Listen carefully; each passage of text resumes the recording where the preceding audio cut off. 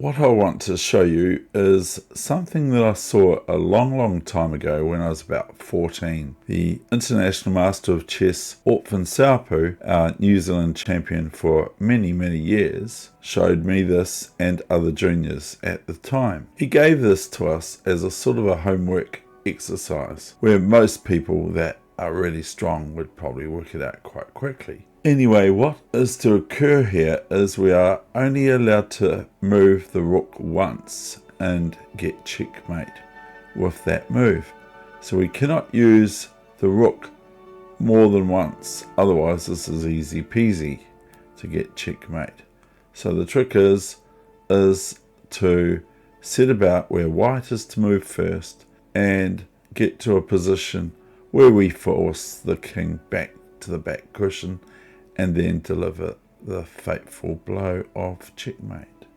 So here it is here, and if you don't want to see how it's done, then you might like to try it with your friend or yourself just to see how you would generate this. I'm going to show you, as far as I'm aware, the winning method of gaining the win with just one rook move, being that of checkmate. So here it is here. Now when I come to this position on Lichess on their board editor thing, or their study, it shows all the best moves for white. And the first move is one of the moves that breaks the whole idea of things, which is the best move here is rook g1. However, we're going to play king h2 first. Now, if you get someone who doesn't know what they're doing, then we go like this, okay?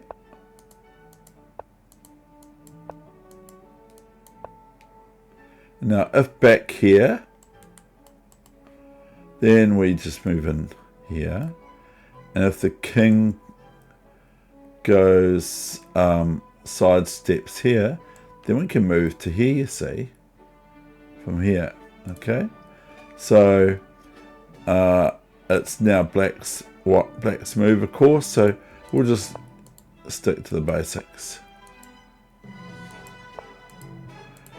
Now king here is, of course, rook h1 checkmate.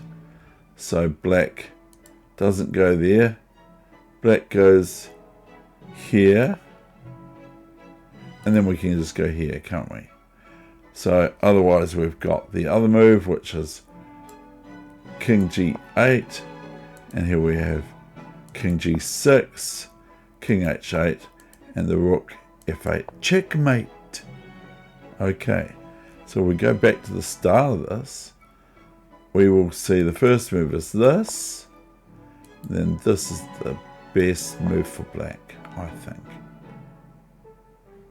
Then we sidestep and we count 1, 2, 3, 4, 5 odd squares, which is the same as opposition.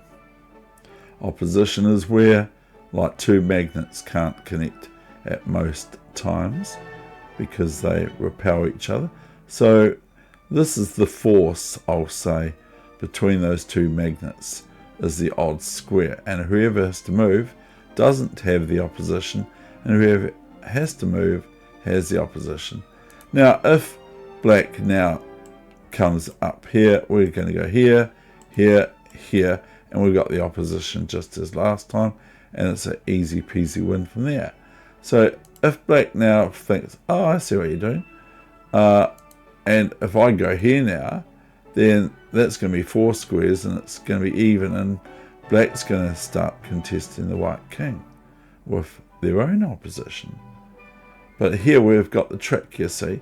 This is the one that might have stumped us back then, is now we sidestep to f3, and we'd never want the king to come out here, because then, or out to here or something like that for the opposition king, because then we've lost it. So if we had a king here and it was black to move, then king here, here, or here would be the end of the game. Would be over. We wouldn't be able to do anything about it.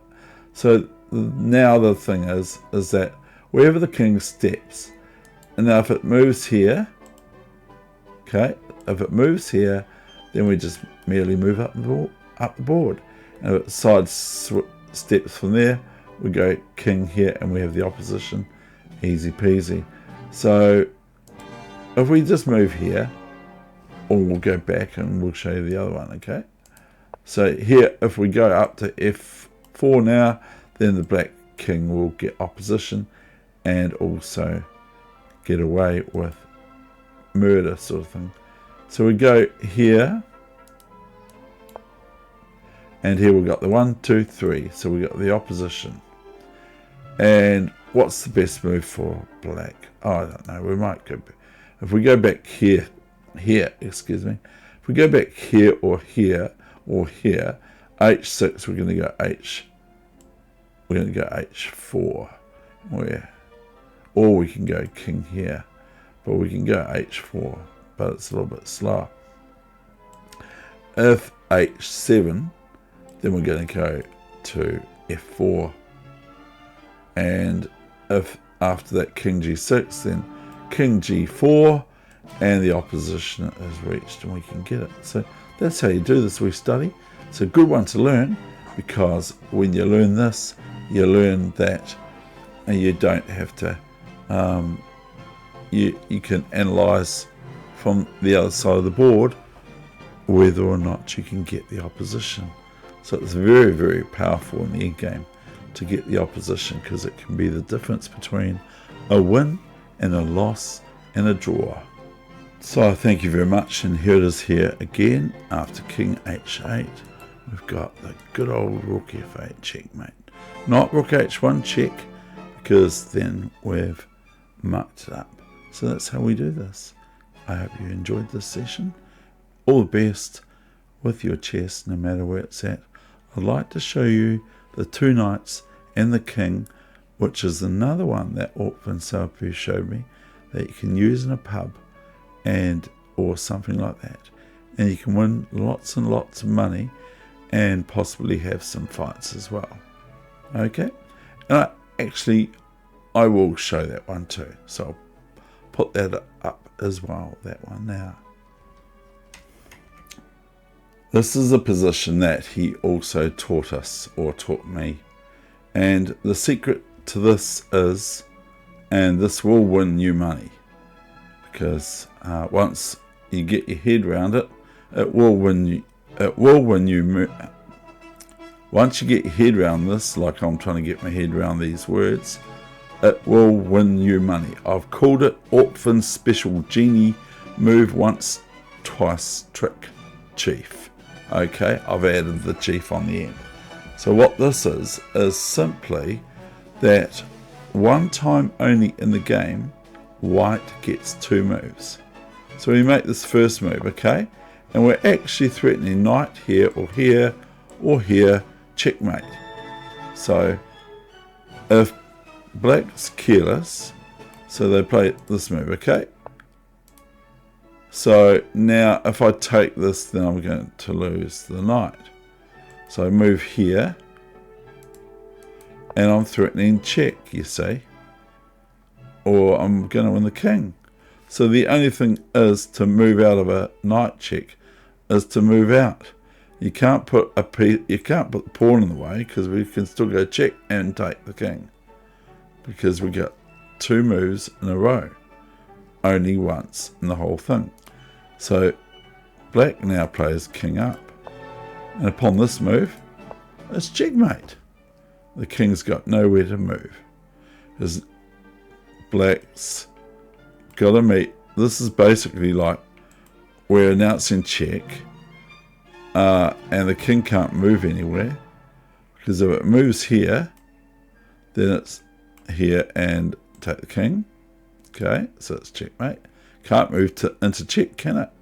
Can't move there, of course, and it can't move there because we just go here, or we go here, and there, 2 moves, the king is checkmated. If the king moves back to d6, I mean from d7 to e8, we just play knight d6 and knight e8, and use our special genie move once, twice trick only in the whole game. Where I come stuck with this whole thing is when we get an argument. They go like this, and I go, checkmate, and they say it's not check. See, and they want to play Queen H4 check, which under normal circumstances, white would have all their army, okay? All these things would be full up except for that knight's over there. So this is where it can get a bit nasty for white or black, because we're having a wee argument about. But I'm going to play check now. No, but you don't understand. You can't move check when you are in check, because the threat is knight here, knight takes king.